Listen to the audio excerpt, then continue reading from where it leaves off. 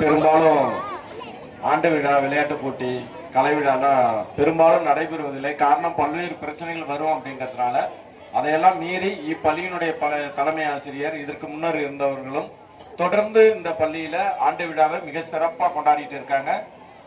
இந்த ஆண்டு விழாவில் தலைமை ஆசிரியரோடு மற்ற சக ஆசிரியர்களும் மிக சிறப்பாக ஒத்துழைத்து இந்த ஆண்டு விழா சீரும் சிறப்பாக நடைபெற்றுக் கொண்டிருக்கிறது. அதோடு இல்லாம பெற்றோர்களும் திரளாக வந்து கலந்து கொண்டு தங்களுடைய குழந்தைகள் திறமைகளை வெளிப்படுத்துவதை கண்டுகளிப்பதை பார்க்கும்பொழுது மிக மகிழ்ச்சியாக இருக்கிறது.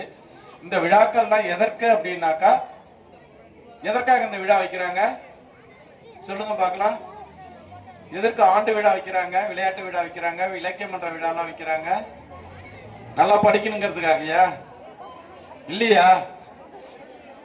திறமையை வெளிப்படுத்துவது. நல்லா கைத்தட்டலாம். அந்த ஒரு பிள்ளை சொல்லிச்சு,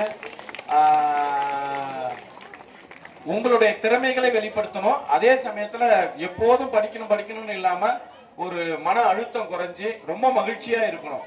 என்னுடைய கருத்து என்ன அப்படின்னா, நம்ம ரொம்ப மகிழ்ச்சியா இருக்கிறது அடுத்தவங்களுக்கு தொந்தரவா இருக்கக்கூடாது. நாமும் மகிழ்ச்சியாக இருக்க வேண்டும், அடுத்தவர்களும் மகிழ்ச்சியாக இருக்க வேண்டும். அதனாலதான் பள்ளிகள்ல இது போல போன்ற விழாக்களை வந்து தொடர்ந்து நடத்திக்கிட்டு இருக்காங்க. இது போன்ற விழாக்கள் தொடர்ந்து நடைபெறணும்னா பெற்றோர்களும் மாணவர்களும் ஆசிரியர்களும் மிகுந்த ஒரு ஒத்துழைப்பு இருந்தா பல விழாக்களை வந்து பள்ளிகள்ல வந்து நம்ம வந்து நடத்திக்கிட்டே இருக்கலாம். நிறைய செலவுகளும் ஆகும். அது பெற்றோர்களும் பகிர்ந்துகிட்டு மாணவர்களா இருந்து படிப்போடு சேர்ந்து இந்த கலைத்திறமையும் இந்த விழாக்களையும் கொண்டாடும் பொழுது படிப்பும் மேலும் மேலும் உங்களுக்கு அது உத்வேகத்தை கொடுக்கும்.